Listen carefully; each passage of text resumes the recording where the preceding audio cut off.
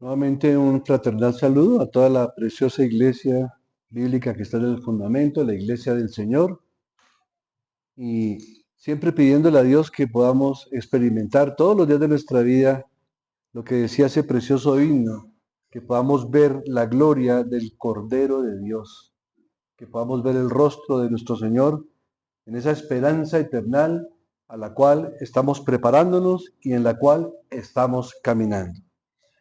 Y precisamente para ello tenemos que entrar a revisar lo que fueron las características esenciales o las marcas esenciales de lo que fue el ministerio de Pablo. Ustedes en sus Biblias encuentran un título no inspirado que habla acerca del ministerio de Pablo en Tesalónica. Y cualquier título de esos es adecuado. Yo he querido enfatizar en esas marcas, en esas expresiones tan únicas en el sentido de la personalidad del apóstol Pablo guiado por el Espíritu del Señor y por supuesto con el propósito de que esas marcas marquen también nuestra vida cristiana, no solamente desde la perspectiva pastoral o de ancianos o de líderes, sino de toda la iglesia. Por eso leímos hoy al unísono todo el capítulo 2. Y esto lo hacemos con el propósito, hermanos, de que ustedes lean la palabra de Dios de manera permanente. Esta carta tiene pocos capítulos, son 5 capítulos, y nos da la oportunidad para poderla leer varias veces a la semana. Y hoy leímos todo el capítulo 2 completo, pero vamos a estar enfatizando el sermón de los versículos 1 al 12. Y este es el cuarto sermón expositivo de la carta de Pablo a los tesalonicenses.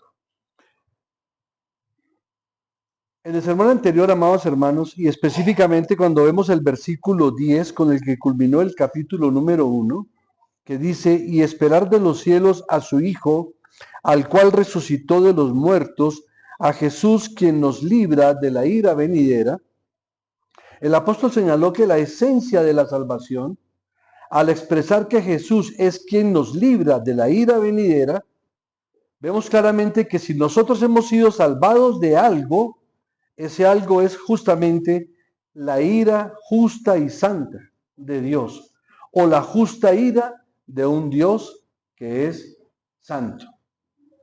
La muerte de Jesús apartó la ira de Dios tiempo atrás, pero la trascendencia total de esta obra salvífica no se manifestará hasta el día del juicio final. Entonces, a través de la intervención de Cristo, los creyentes seremos librados de la condenación y del castigo que de otro modo mereceríamos a causa de nuestros pecados. Lo que dice Romanos capítulo 5, versículo 9 nos ayuda mucho a comprender esta primera expresión. Dice así, pues mucho más, estando ya justificados en su sangre, por él seremos salvados de la ira.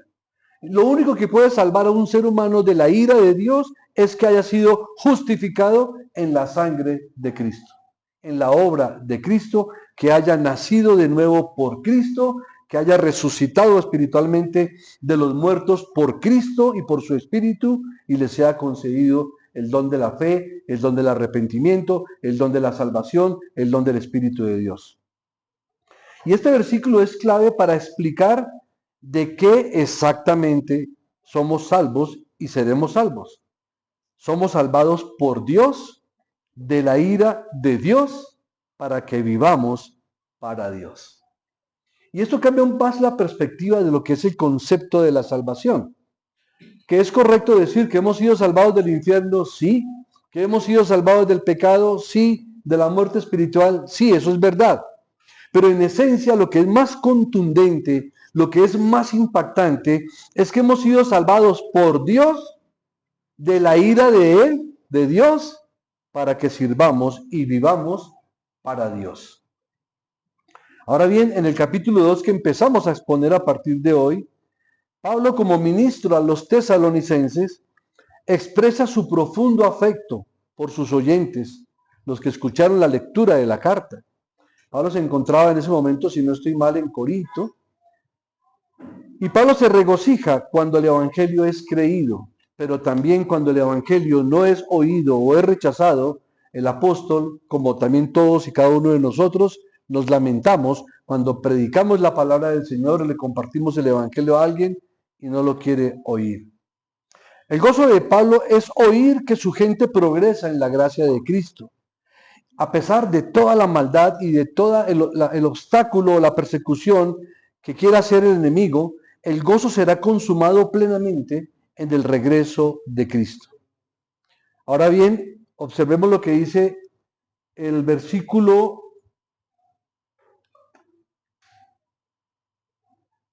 1. Porque vosotros mismos sabéis, hermanos, que nuestra visita a vosotros no resultó vana. Aquí el apóstol estaba expresando esa declaración de gozo porque comprendió por los frutos que había dado la predicación de que su predicación no fue en vano. Y cuando uno se para detrás de un púlpito a predicar la palabra del Señor, lo que uno le suplica al Señor es que el sermón no sea una predicación que quede en vano, sino que quiera el Señor por su palabra y por su espíritu que produzca fruto en sus corazones. En algunos al 30, en otros al 60, en otros al 100 por uno, pero que produzca fruto. Vemos que la expresión del apóstol en esta carta inicialmente muestra mucha ternura, afecto, sinceridad, mucho decoro para con los tesalonicenses, que usted los puede ver de manera evidencial de los versículos 1 al 12, inclusive hasta el 13.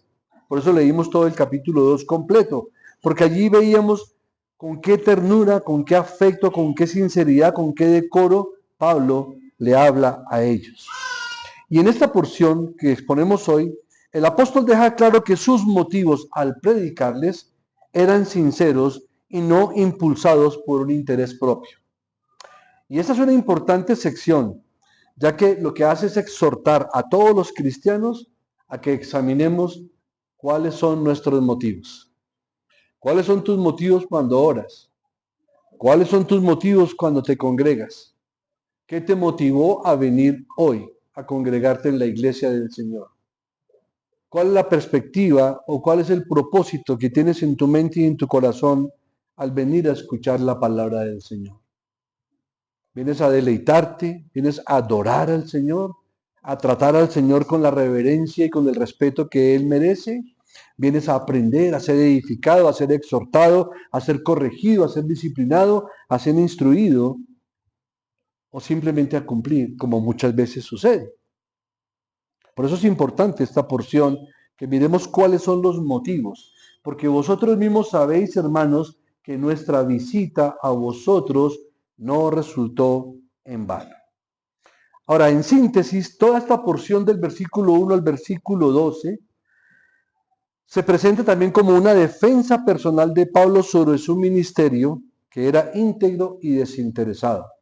¿Por qué lo decimos? Porque recordemos cuando leímos Hechos capítulo 17, que lo hicimos como preámbulo a exponer toda la carta a los tesalonicenses, que Pablo en su segundo viaje misionero predicó en Tesalónica durante 3 días del Señor. O sea, se calcula que estuvo por lo menos de 3 semanas a unos pocos meses predicando el Evangelio, y luego tuvo que irse de ahí por la persecución tan abrupta. Y muchos pensaron que Pablo estaba huyendo de manera cobarde, cuando todo el apóstol en todo su ministerio lo que ha mostrado es una valentía tal de que siempre ha estado dispuesto a dar la vida por el Señor y aún por sus hermanos en la fe. Entonces algunos pocos detractores podían pensar ello. Por eso Pablo se presenta como asimismo como una defensa personal sobre su ministerio, enfatizando que su ministerio, su predicación ha sido íntegra y ha sido desinteresada. También Pablo le recuerda a los tesalonicenses que predicó con valentía a pesar de la persecución. Y él lo hizo comportándose con ternura como una madre, cuando leemos que como una nodriza cuida a sus hijos, es como una madre. Y al final del capítulo habla de los cuidaba como un padre. O sea, en ese sentido podemos decir que Pablo tenía el carácter de un padre y el corazón de una madre para tratar con la iglesia, que era una iglesia muy jovencita, con muchas cosas todavía que madurar, pero con un genuino ardor por la palabra del Señor.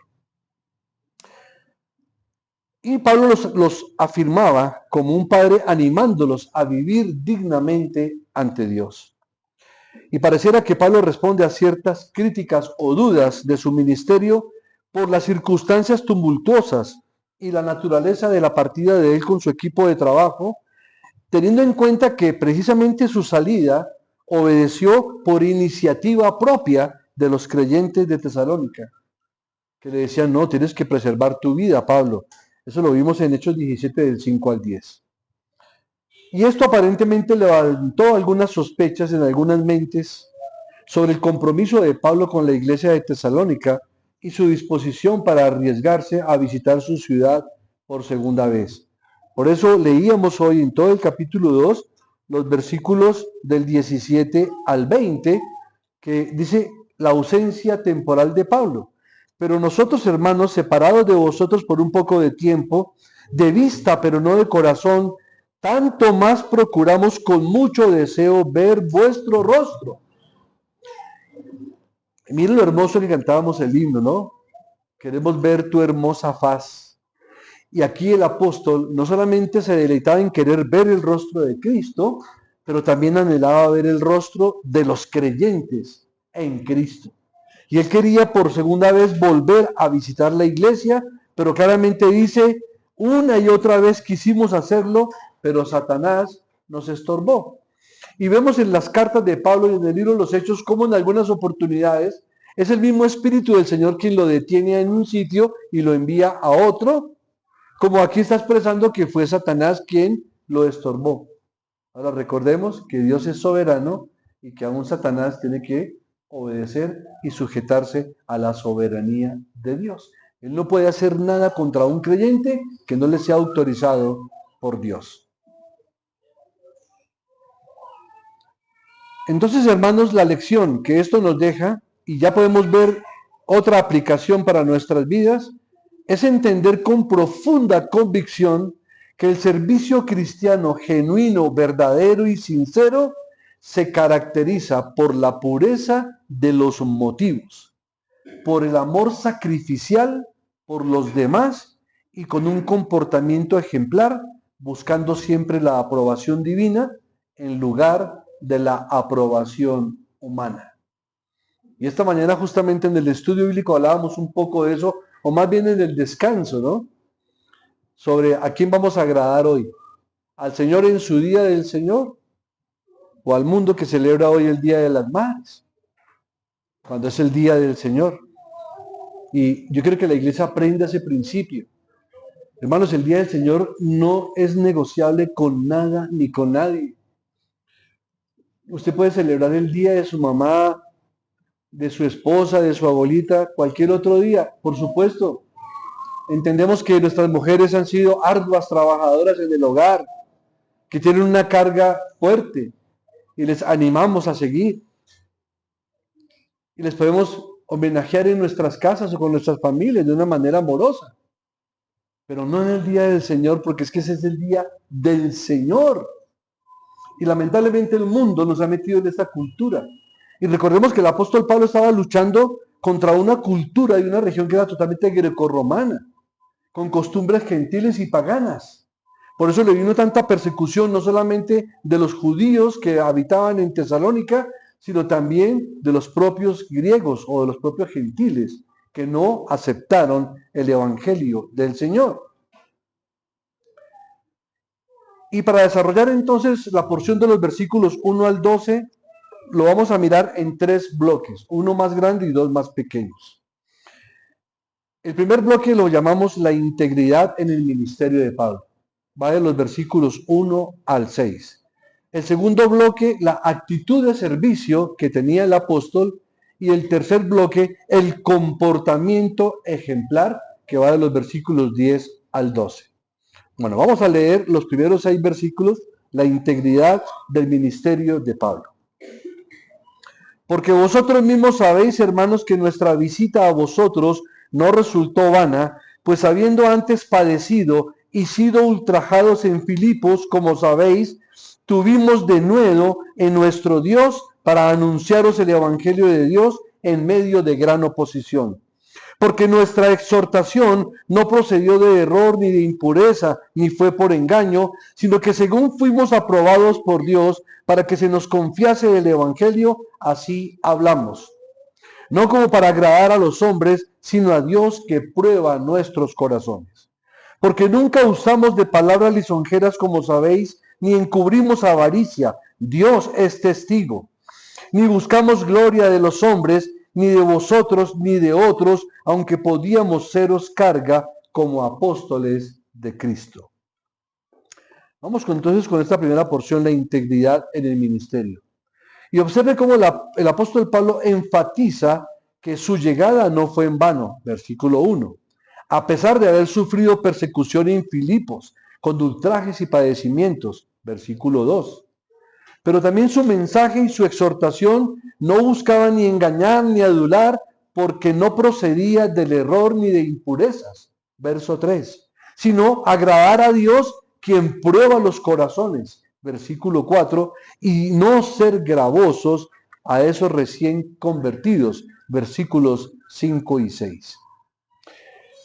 En este punto, hermanos, se describe la manera en que Pablo predicaba y su reconfortante reflexión sobre su llegada entre los tesalonicenses. Como tenía el testimonio de su propia conciencia que atestiguaba su integridad, él podía apelar a los tesalonicenses sobre la fidelidad con la que él, Silvano o Silas y Timoteo, que eran sus colaboradores en la obra del Señor en esta región, habían desempeñado en su ministerio. Y aquí viene también para nosotros otra aplicación. Mire que Pablo atestiguaba su integridad con su propia conciencia. Y esto es bien importante para el creyente. La Biblia nos enseña que si la conciencia me acusa de algo, no lo haga. Y si la conciencia no me acusa de algo, pues lo puedo hacer. Aún el incrédulo se mueve por lo que su conciencia o su razonamiento le diga. Pero dice el apóstol, vosotros mismos sabéis, o sea, tenían un claro conocimiento y una clara experiencia y testimonio de Pablo de que la llegada de él con el equipo de trabajo, con Silas y Timoteo, fue impactante y no fue en vano.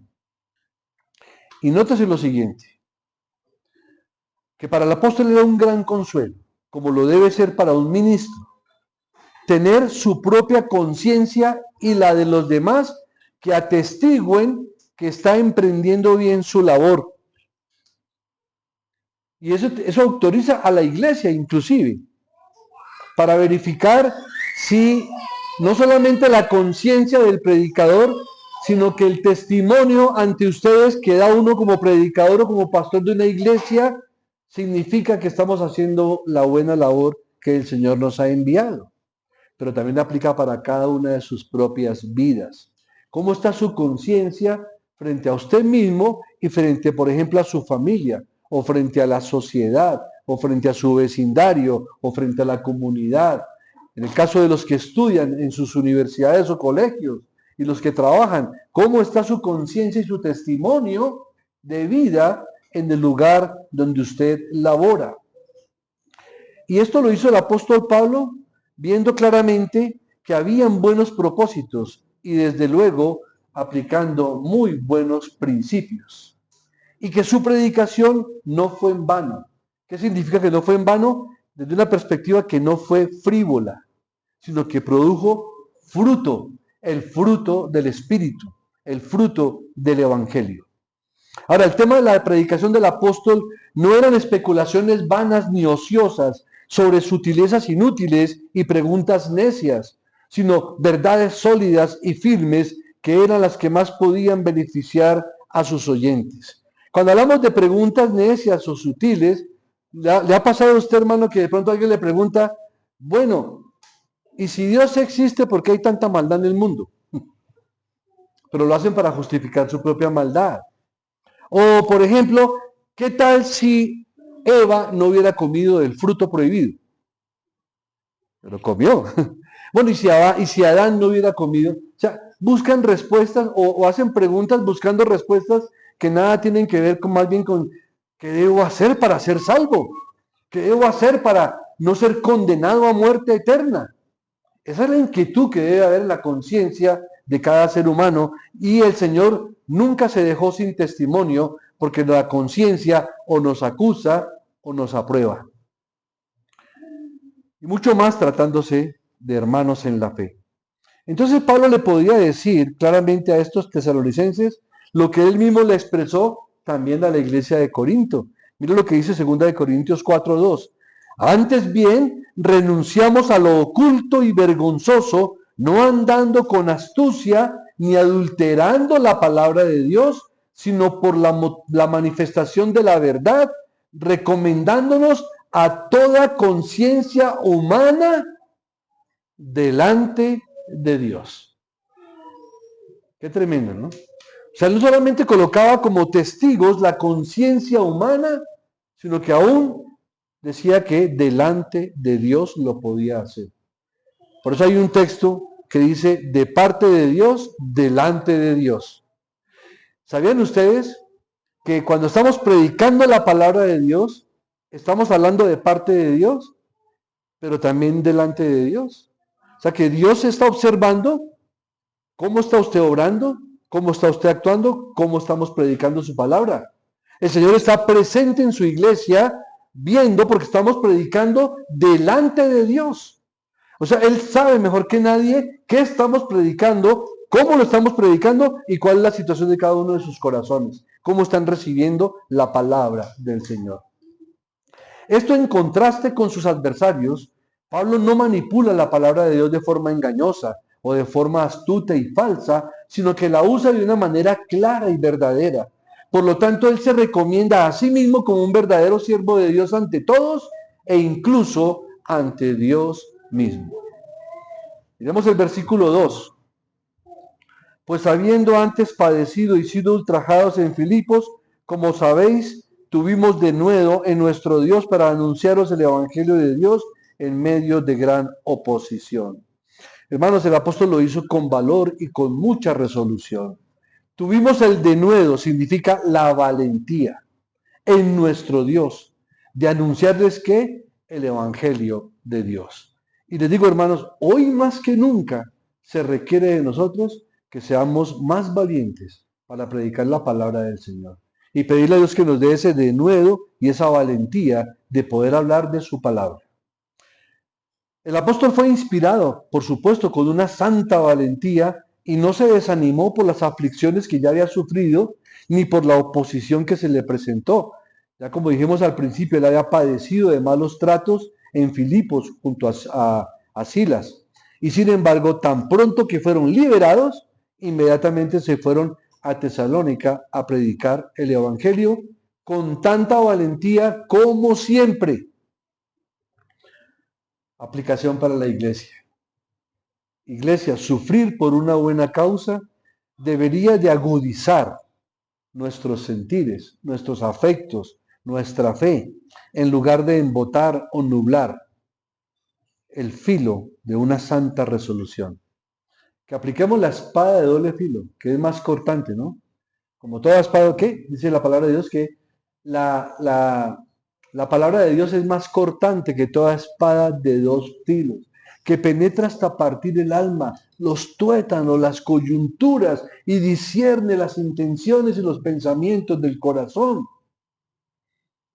Y entonces no dejemos que las posibles persecuciones o los sufrimientos que son por causa de Cristo nos emboten o nos nublen o hagan que perdamos el filo de nuestra espada para predicar la palabra del Señor. El Evangelio de Cristo, en su primer comienzo en el mundo, encontró mucha oposición, que nos hace pensar que nosotros no.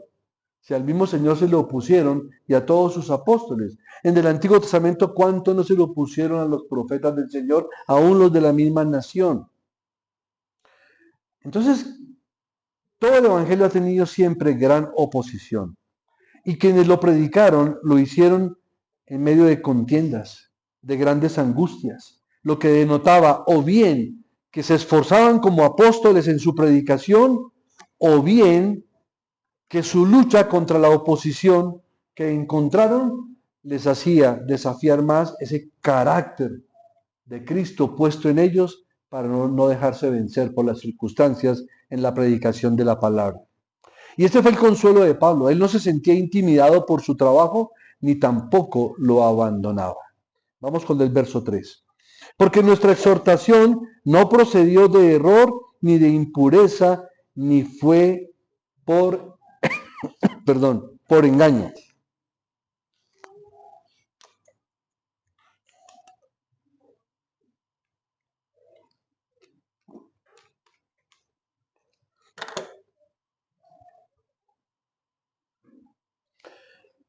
Esto significa que él predicó con gran sencillez y con una sinceridad piadosa.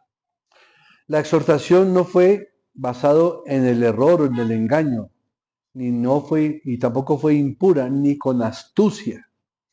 Miremos error. El error por lo cual los hombres predican un evangelio falso.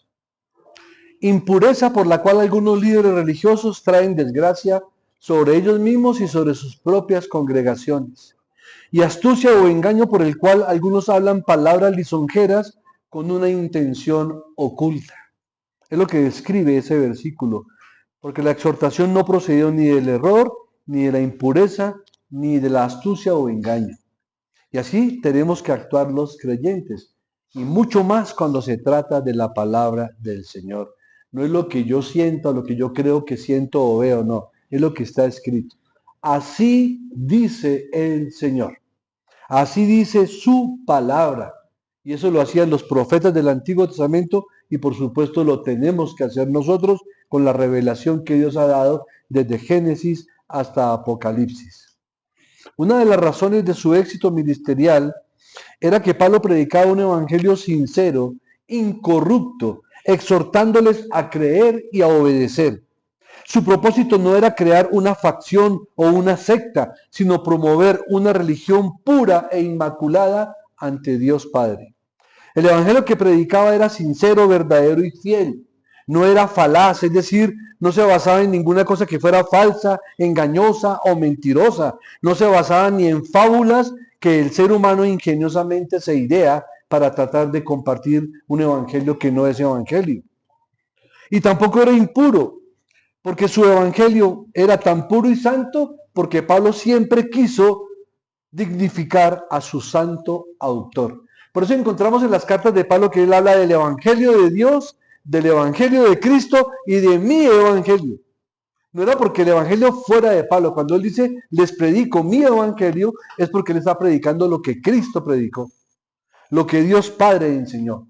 No se salía de esos límites. Nunca recurrió a alguna astucia o algún argumento intelectual, a pesar de que era un hombre bastante letrado. De hecho, lo dijo que todo eso lo tenía por basura con tal de alcanzar el conocimiento de Cristo. Pero el conocimiento no intelectual, sino experiencial del Señor. La palabra de Dios es pura, mis hermanos, y no debe contener ningún tipo de mezclas corruptas. Las razones de su sinceridad no solo son afirmadas, sino que además exponen las pruebas de la misma. ¿Dónde vemos las pruebas? En el versículo 4. Dice, sino que según fuimos, primero, aprobados por Dios, para que se nos confiase el Evangelio. Se requería la aprobación de Dios para que se les confiara el Evangelio. Así hablamos, no como para agradar a los hombres, sino agradar a Dios que prueba nuestros corazones. Es decir, los apóstoles y los evangelistas de la época, como deben ser los de hoy en día, eran administradores confiados al Evangelio. Y se requiere de un administrador que sea hallado, ¿qué? Fiel, ¿cierto? El evangelio que Pablo predicó no era suyo, sino de Dios. Nótese que a los ministros se les concede el gran favor, honor y confianza de predicar el verdadero evangelio, el único, el de Cristo. Por tal razón, no debemos ni atrevernos a corromper la palabra de Dios, ni contaminarla absolutamente con nada. Debemos usar diligentemente lo que se nos ha confiado, hermanos. Y eso hacía el apóstol Pablo. según lo que Dios ha permitido y ha ordenado o mandado. Sabiendo que un día nosotros los predicadores y también todo creyente que le enseña el Evangelio a otra persona, pero aquí Pablo está hablando de los administradores, es que algún día, cuando ya no seamos administradores, tenemos que dar cuentas a Dios por cada palabra de su palabra que expresamos. Por eso es necesario que ustedes oren por sus pastores y no solamente orar, sino de verdad clamar y gemir por nuestras vidas. Porque la responsabilidad que tenemos ante Dios es muy grande. Porque hacia donde va el púlpito, va la iglesia. Y por eso es que vemos muchas congregaciones tan débiles. Por eso es que vemos que nuestros jóvenes, cuando llegan a las universidades o a los trabajos, se pierden tan fácilmente porque han recibido un evangelio tan superficial, tan poco bíblico, que cualquier filosofía humana los atrapa, los atrae, porque no tienen un buen fundamento, porque se les predicó un evangelio aguado y azucarado, no un evangelio puro, contundente, sin mancha, sino el evangelio de Cristo, el evangelio de Dios. Pero otro punto dentro de este mismo versículo 4 es que el propósito era agradar a Dios y no a los hombres. Hermanos, Dios es un Dios de verdad y el Señor exige sinceridad en lo más profundo de nuestro ser. Y si falta la sinceridad, pues nada de lo que tú y yo hagamos va a tener sentido. El Señor siempre lo decía, este pueblo de labios me alaba, pero su corazón está tan lejos de mí. Entonces tenemos que ser conscientes que si no hay sinceridad en mis afectos por el Señor, si no hay sinceridad en mis afectos por la iglesia, por su palabra, por el reino de los cielos, todo lo que yo haga en un sentido religioso no podrá agradar al Señor absolutamente en nada, porque no va acompañado de sinceridad. El Evangelio de Cristo no se adapta a los caprichos y deseos de los hombres para satisfacer los apetitos y pasiones, sino que por el contrario fue diseñado para mortificar nuestros afectos corruptos y liberarnos del poder de la fantasía, para que podamos someternos al poder de la fe. Es pues la fe, la certeza de lo que se espera y la convicción de lo que no se ve. Dejemos de fantasear, hermanos. Y quiera el Señor que muchos predicadores dejen de fantasear con sueños, visiones, revelaciones y unas cosas que ya todo está aquí. Aquí está la revelación del Señor, no hay nada que agregarle, no se le puede quitar ni agregar absolutamente nada, sino más bien escudriñar qué fue lo que Dios reveló ahí para mi vida, para la vida de la iglesia, para la humanidad que ha sido redimida y salvada. Porque dice, por ejemplo, el apóstol Pablo en Gálatas 1:10, si aún buscara agradar a los hombres, no sería siervo de Cristo. Otro punto sé que podemos sacar de ese versículo 4 es que actuaron teniendo en cuenta la omnisciencia de Dios, como si estuvieran bajo la mirada de aquel que escudriña nuestros corazones. Este es en efecto el gran motivo de la sinceridad. Considerar que Dios no solo ve todo lo que hacemos, sino que conoce nuestros pensamientos desde lejos y escudriña nuestros corazones. Entonces no hay escapatoria, hermanos.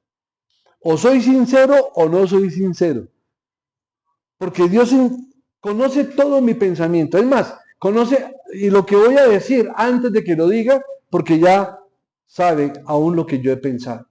Entonces no es buena situación orar sin sinceridad, pedir sin ser sinceros. No, la sinceridad es vital, porque Dios todo lo ve. El salmista dice, ¿a dónde huiré de tu presencia? Aún si me fuera el mismísimo abismo, allí estás tú. Si me escondiese en los montes, allí estás tú. Si me voy al fondo del mar, ahí estás tú.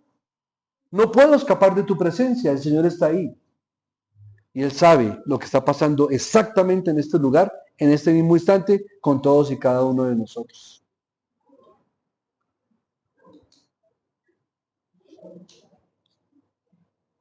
El gran motivo de la sinceridad es considerar que Dios no solo ve todo lo que hacemos, sino que conoce nuestros pensamientos desde lejos y escudriña el corazón.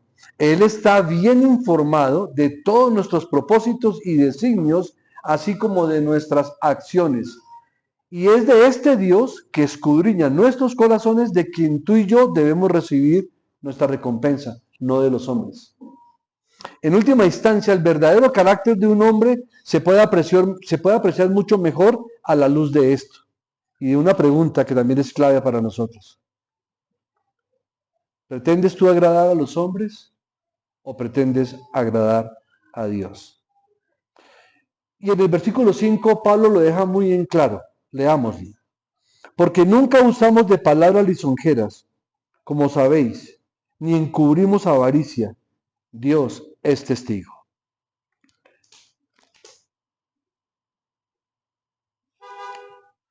Y el 6 también leámoslo, hermanos. Ni buscamos gloria de los hombres, ni de vosotros, ni de otros, aunque podíamos seros carga como apóstoles de Cristo. Vemos claramente que una de las cosas que Pablo evitaba a todo lugar era la adulación. Verso 5. Nunca usamos de palabras lisonjeras. Ya sabemos que las palabras lisonjeras son adulaciones. Y alguien decía, ¿qué es una adulación? Decía que era un elogio barato. Y generalmente cuando el ser humano da muchos elogios a otra persona es porque quiere obtener algo de ella. Normalmente. Una cosa es reconocer y honrar a alguien, por supuesto. Creo que todos nosotros hemos honrado a profesores que tuvimos en la primaria, que nos enseñaron. Honramos a nuestros padres, honramos inclusive maestros, honramos a algunos pastores que nos han enseñado muchas cosas. Pero de eso a estarlos elogiando lisonjeramente, no, que el Señor nos libre de eso. El apóstol Pablo evitaba la adulación, verso 5. Pero también evitó la codicia o la avaricia, está en el mismo versículo 5. Dice, como sabéis, ni encubrimos avaricia. Y lo más tremendo, Dios nos es testigo. Y en ese mismo texto, en el versículo 6, vemos que evitaba la ambición y la vanagloria. No buscamos gloria de los hombres, ni de vosotros, ni de otros, aunque podíamos seros carga como apóstoles de Cristo. Con eso combinamos la primera porción que dijimos que la llamábamos, ¿cómo fue que la llamamos? La integridad en el ministerio de Pablo. Y de ahí usted y yo podemos sacar muchas aplicaciones para nuestras vidas. Vamos con el segundo, la actitud de servicio, de los versículos 7 al 9.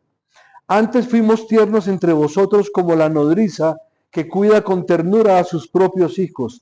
Tan grande es nuestro afecto por vosotros que hubiéramos querido entregaros no solo el Evangelio de Dios, sino también nuestras propias vidas, porque habéis llegado a sernos muy queridos, porque os acordáis, hermanos, de nuestro trabajo y fatiga, como trabajando de noche y de día, para no ser gravosos a ninguno de vosotros, os predicamos el Evangelio de Dios. En estas palabras el apóstol recuerda a los tesalonicenses la manera en que se comportaba con ellos. Fuimos gentiles, fuimos tiernos entre vosotros, verso 7. Pablo no fue molesto, más bien fue extremadamente tierno con sus recién convertidos. Él mostró una gran mansedumbre. Hermanos, aunque Pablo aborrecía y evitaba la adulación, también hay que decir que él era sumamente condescendiente con todas las ovejitas. Él se adaptaba a las capacidades de cada una de ellas y se convertía en todo para todos. De hecho, él expresa en algún texto, él dice, lloro con los que lloran, me gozo con los que se gozan, me entristezco con los que se entristecen. O sea, Pablo se colocaba en los zapatos de la otra persona. Él sabía muy bien discernir entre una ovejita nueva, una ovejita que es cojita, que requiere ser cargada, que requiere ser guiada, que requiere ser amonestada, instruida, fortalecida, a una ovejita ya madura. Y como estamos hablando de una iglesia que era muy joven, el apóstol era muy condescendiente, era misericordioso y los trataba con mucha mansedumbre, al punto de decir que tenía la bondad de una nodriza, de cómo ama a sus hijos y cómo los alimenta. Y esta debe ser nuestra manera también de llegarle a la gente con el Evangelio. No llegando uno con un fusil, No, hay que llegar con mansedumbre. A la gente se le llega de esta manera como nos enseña el apóstol Pablo inspirado por el Espíritu de Dios, en lugar de gobernar con mucho rigor. Sí, se requiere amonestar, por supuesto, tenemos que instruir y amonestar, pero a veces se va al extremo de querer obtener todo con el rigor, y no todo el rigor produce un buen fruto, puede producir inclusive cansancio. La palabra de Dios es en efecto la que es poderosa, mis hermanos.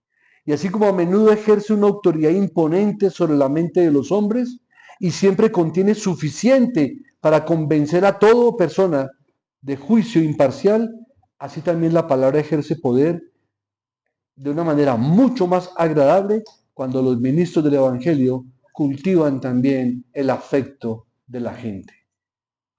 Segunda de Timoteo 2:24 dice lo siguiente: el siervo del Señor no debe ser contencioso, sino amable con todos y paciente. Verso 8.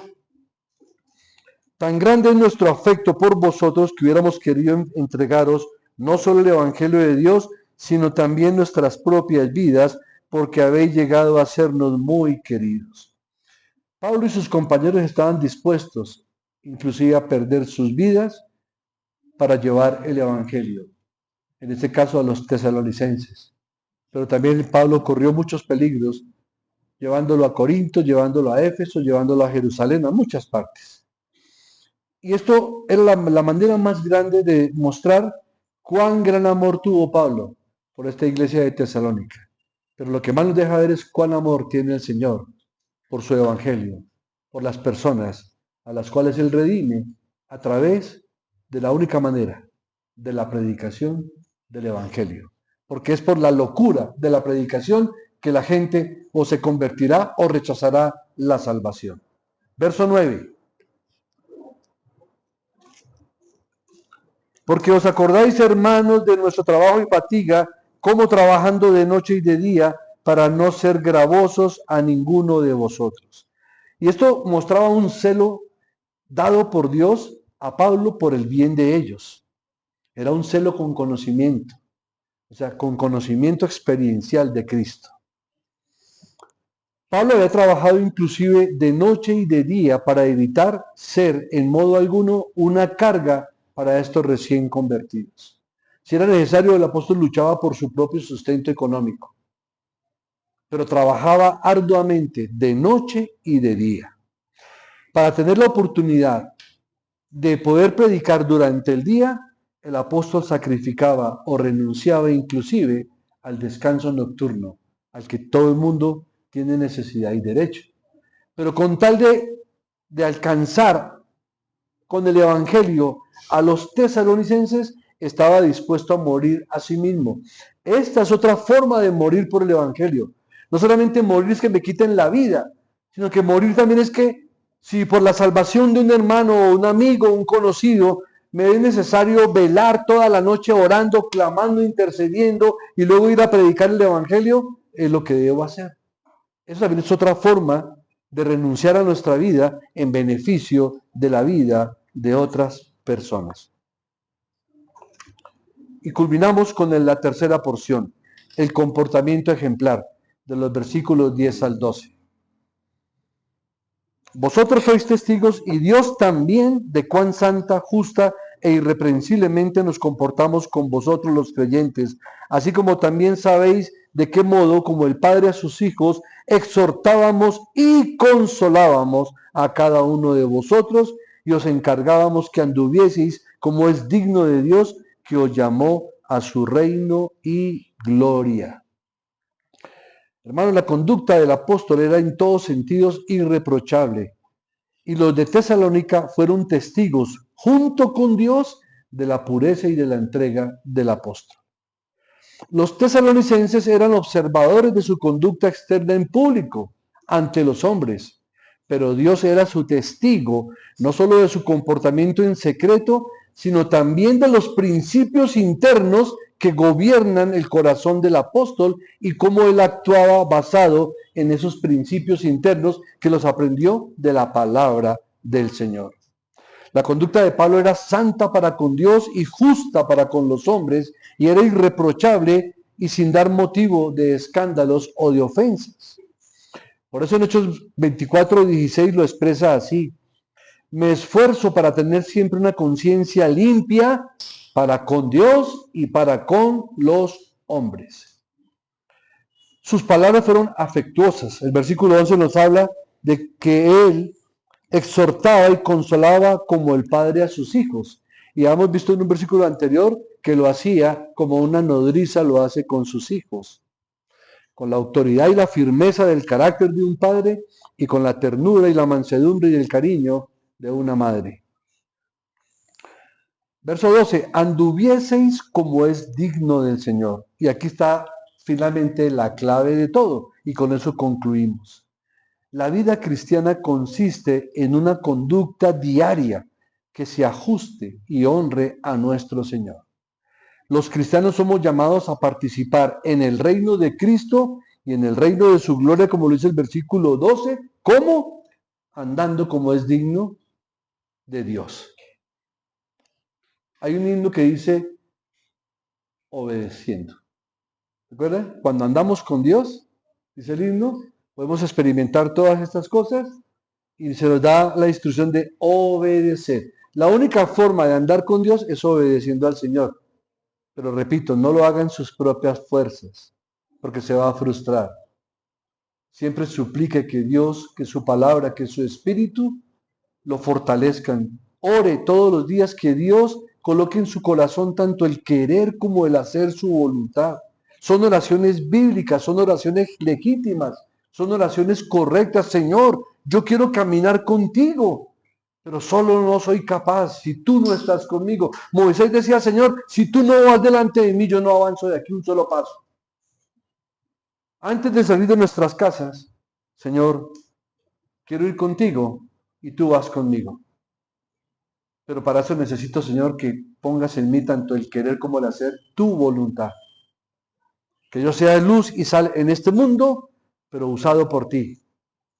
Que tú vivas tu vida, ojalá, Señor, a través de este servidor. Pero ayúdanos, Señor, porque separados de ti, nada podemos hacer. Y los dejo con dos meditaciones cortas. Hermanos, hermanas, amigos, ¿están participando en el reino de Dios? Como lo dice el versículo 12.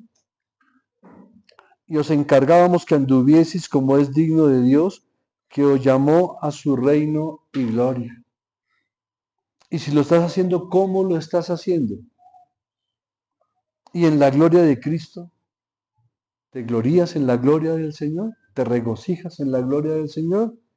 Y si es así, ¿cómo lo estás haciendo y cómo lo quieres seguir haciendo? Andando dignamente como hijo de Dios, obedeciéndolo y sometiéndonos a su preciosa, santa y bendita voluntad. Oremos, hermanos. Amado Padre, gracias por esta enseñanza que nos impartes por tu palabra, a desarrollar el carácter, no solamente el carácter de Pablo, sino que es el carácter de Cristo obrando a través de estos preciosos siervos de las épocas bíblicas. Pero también hubo hombres con un carácter precioso